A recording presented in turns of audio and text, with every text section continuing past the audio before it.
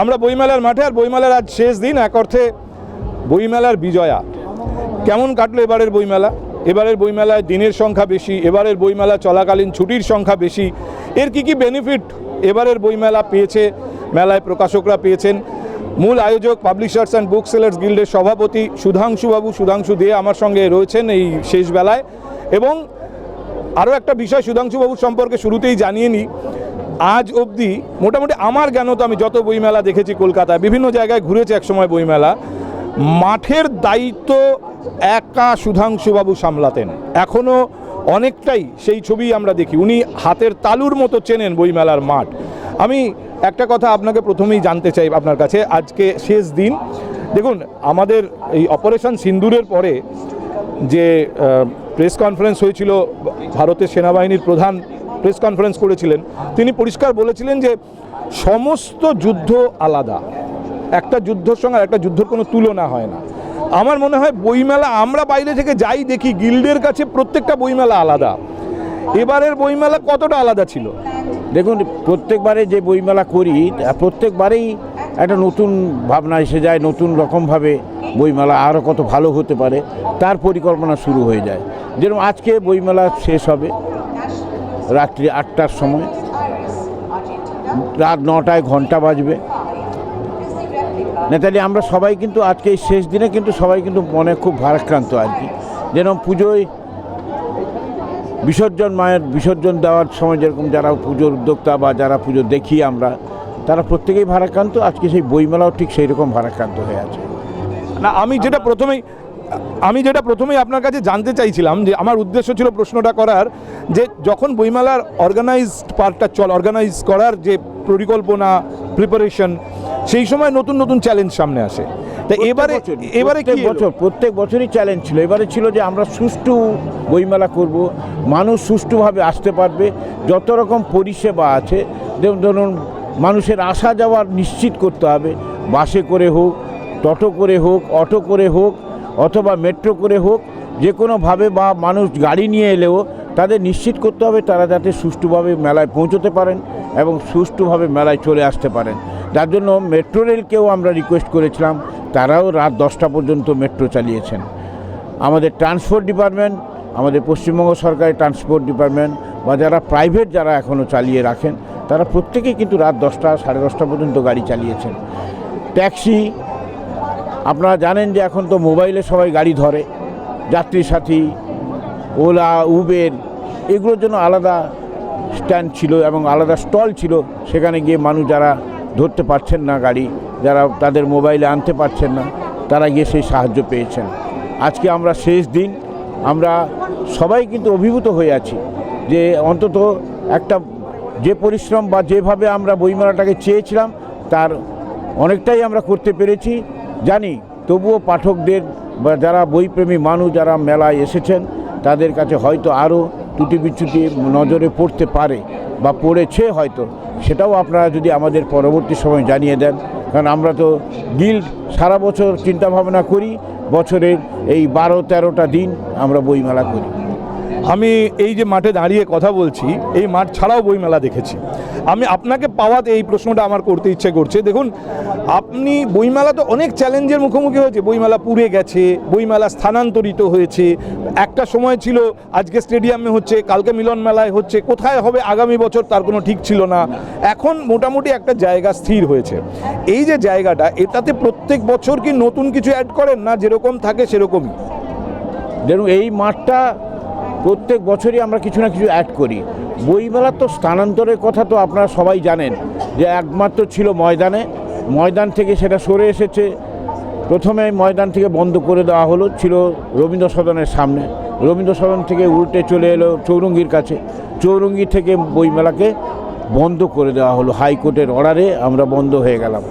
সেখান থেকে বইমেলা চলে গেল পাঁচ সাকাশে বইমেলা চলে গিয়ে সেখানেও মামলা হয়ে গেল আমাদের এগেনস্টে এবং বইমেলা বন্ধ করার জন্য কোর্ট থেকে অর্ডারও হয়ে গেল। হয় আগামীকাল বইমেলা উদ্বোধন, তার আগের দিন বইমেলা চলে গেল বন্ধ, কোর্ট অর্ডার দিয়ে দিল, বইমেলা বন্ধ হয়ে গেল। অতএব বইমেলা স্থানান্তরে কোনো শেষ নেই। তারপরে আমরা যুবভারতী ক্রীড়াঙ্গনে গেলাম, সেখানেও 2 বছর বইমেলা করলাম, সেটাও বন্ধ হয়ে গেল। তারপর মিলন মেলায় গেলাম, মিলন মেলাতেও আরও নতুন করে আরও মিলন মেলা সুন্দর করে সাজানো হবে, তার জন্য মিলন মেলায় বন্ধ হলো। এখন এইটার ব্যাপারে মাননীয় মুখ্যমন্ত্রী একসময় দীঘা গেছিলেন, দীঘাতে কথা প্রসঙ্গে আমার সঙ্গে কথা প্রসঙ্গে বৈরব বলল যে আগামী বছর বইমেলাটা কোথায় হবে, আপনারা কি দেখেছেন? যে তারই পরামর্শে আমি ত্রিদীপের সঙ্গে যোগাযোগ করলাম, দিয়ে এই জায়গাটা দেখতে এলাম। এবং তখনও তো এখানে মেট্রো নেই, তখনও এটাকে আইডিয়াল ডেস্টিনেশন বলা যায় না। না, তখন এখানে মেট্রো নেই, কিন্তু বাস সার্ভিস ছিল, এবং সেই সময় পশ্চিমবঙ্গ সরকারের বাস সার্ভিস প্রচুর হয়েছিল। মানে তারাই বইমেলাটাকে আমাদের সাজিয়ে দিয়েছিলেন আর কি। ন্যাচারালি সেই সময় মাননীয় মুখ্যমন্ত্রী মমতা বন্দ্যোপাধ্যায় উদ্যোগ নিয়ে সেই বইমেলাটা আমরা এখানেই করতে পেরেছিলাম। এবং এর যে পরিকাঠামো আজকে দেখছেন, এই জায়গায় দাঁড়িয়ে যে পরিকাঠামো, আজকে যে টয়লেট থেকে আরম্ভ করে এখানটা একটা পুলিশ ক্যাম্প থেকে, এখানে ফায়ার ব্রিগেডের ক্যাম্প থেকে যেটা দেখছেন, সেটা কিন্তু এই জায়গাতেই তৈরি করেছিলেন, এবং সেটা মাননীয় মুখ্যমন্ত্রী এখানটায় তৈরি করে দিয়েছিলেন। আমরা তার জন্য কৃতজ্ঞ। এবং উনি এই মাঠটা নামও দিয়েছিলেন যে বইমেলা প্রাঙ্গণ হিসেবে, যে এই নামটা উনার দেওয়া বইমেলা প্রাঙ্গণ হিসেবে, এবং সেটা জিও করে দিয়েছেন। এই বইমেলা এই প্রাঙ্গণ থেকে আর কেউ মামলা করে সরাতে পারবে না। এবং আমি এটুকু আমার নলেজে আছে যে এই মাঠ নিয়ে লড়াই কিন্তু বছর দুয়েক আগেও আমি দেখেছি। নির্দিষ্ট সময়ের আগে মাঠ পাওয়া যাচ্ছে না, তখন এখানে অন্য মেলা চলছে। এখন সেই সমস্ত সমস্যার সমাধান হয়েছে, এখন সে সমস্ত সমাধান হয়ে গেছে, এবং অনেকটা সময় আমাদেরকে দেওয়া হচ্ছে যাতে সুষ্ঠু আরও সুন্দর তৈরি করার জন্য। কারণ এ তো সারা বছরে কিছু না কিছু এখানে হয়, আবার কিছু কিছু জিনিস ভেঙে যায়, নষ্ট হয়ে যায়, তখন আবার তাকে নতুন করে তৈরি করতে হয়। এই সমস্ত আলোচনা করার জন্য 3 মাস আগে আমাদের মিটিং তৈরি হয়, এবং এটা চিফ সেক্রেটারি একটা আলাদা মিটিং করেন এই ব্যাপারটা বইমেলাকে নিয়ে। অর্থাৎ বইমেলা এখন অনেকটা বিস্তৃত হয়েছে, বইমেলার আরও পর্যালোচনা দরকার, আরও আলোচনা দরকার, বইমেলাকে আরও সুষ্ঠু সুন্দর করে তোলার, যাতে মানুষ এসে বইমেলাটা দেখতে পারে ভালোভাবে। পরিসর বাড়ানোর তো আর কোনো সুযোগ নেই, স্টলের নাম্বার তো আর বাড়ানো যাবে না। না, এখানে যে পরিমাণ স্টল হয়েছে বা যে পরিমাণ লিটল ম্যাগাজিন হয়েছে, এই মুহূর্তে আর একটা স্টলও বাড়ানোর কোনো ক্ষমতা নেই আমাদের। কারণ এই জায়গা এর চেয়ে বেশি করতে গেলে আপনারা সবাই দেখেছেন এবছর যে কটা ছুটি গেছে, এবং গতকাল পর্যন্ত যেভাবে মানুষ এসেছেন এখানে, তাতে এর থেকে যদি আরও বেশি এনক্রোচ করা হয় বা আরও কিছু স্টল বাড়িয়ে দেওয়া হয়, তাহলে এইখানে আর মানুষ যাতায়াত করতে পারবে না। আচ্ছা, সবশেষে আমি একটু, এই মেলাটা তো প্রায় শেষই হয়ে গেল, আজ বিজয়ার রাত বলা যায়, এই মেলা সম্পর্কে কয়েকটা তথ্য জানার চেষ্টা করি। আমি জানি যে এখনও সার্বিক তথ্য আপনার হাতে এসে পৌঁছয়নি, সম্ভব না, মেলার পরে অনেক তথ্য আসবে, কিন্তু তবু এবারে এতগুলো ছুটির দিন, এর কি পজিটিভ ছবি বইমেলায় পড়েছে? আমরা পজিটিভ পেয়েছি। এবারে মানুষ এত এসেছেন যে মানুষ মানে সেটা ভাবার বাইরে, তারা এসেছেন, আমাদেরকে পজিটিভ করে গেছেন। আমরা যেরকম গত বছরের থেকে এবছর বেশি বিক্রি পেয়েছি, গত বছর থেকে অনেক বেশি বইপ্রেমী মানুষ বইমেলায় এসেছেন, অনেকগুলো ছুটি পেয়েছেন, যার জন্য মানুষ, এবং যারা আসতে পারেননি তারা বাড়িতে বসেও বই অর্ডার দিয়েছেন। এমনকি আমাদের যে সমস্ত নিজেদের মোবাইলের যে সমস্ত অ্যাপ আছে বা আছে, সেই সমস্ত জায়গায় হোয়াটসঅ্যাপে তারা যোগাযোগ করছেন, এবং সেখানে বইও অর্ডার দিয়েছেন। বাড়িতে বসেও মানুষ এই বইমেলা দেখেছেন, যারা বাড়ি থেকে বেরোতে পারেন না। সবাইকে আমার এই সুযোগে আমি একটাই জিনিস জানাই, সবাইকে আমার আন্তরিক শুভেচ্ছা নমস্কার। এবং আরও একটা তার সঙ্গে যোগ করি যে বই মেলাকে স্মরণীয় করে রাখতে, এই মেলা থেকে হোক, মেলার বাইরে থেকে হোক, আপনার বই মেলার সময় বই কিছু কিনে আপনার প্রিয়জনকে নিজের নাম লিখে প্রিয়জনকে উপহার পাঠাবেন।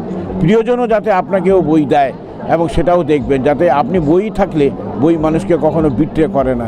বই আপনাকে সুন্দর সতেজ সুন্দরভাবে রাখে, বই আপনার ঘুম ভালো করে দেয়।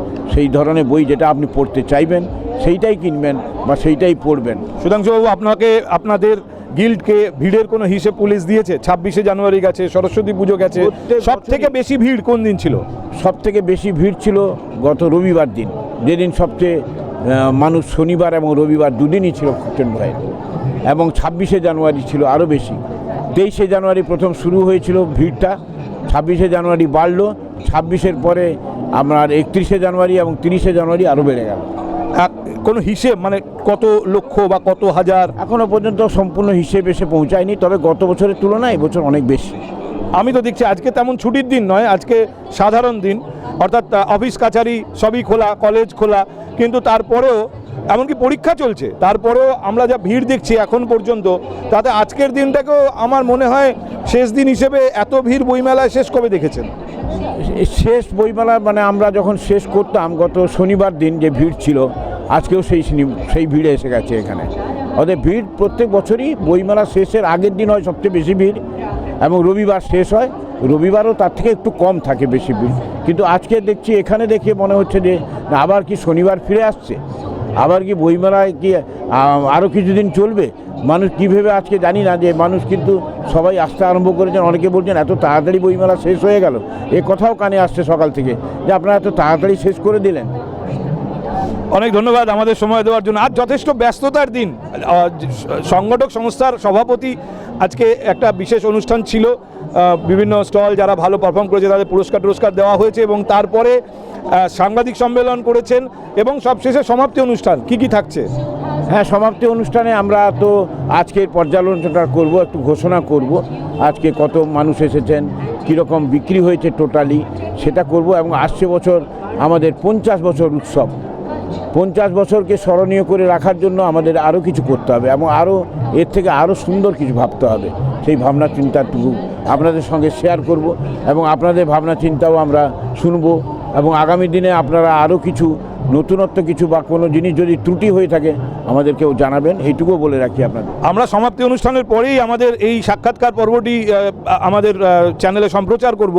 ফলে সমাপ্তি অনুষ্ঠানের এই যে চমক আপনি বলছেন, সুবর্ণ জয়ন্তী সম্পর্কে কোনো বিশেষ চমকদার ঘোষণা, সেটা এক লাইন আপনি বলতে পারেন, কারণ আপনারা বলার পরেই এটা সম্প্রচারিত হবে। না, সেটা এখনও সময় হয়নি, আমাকে যেতে হবে।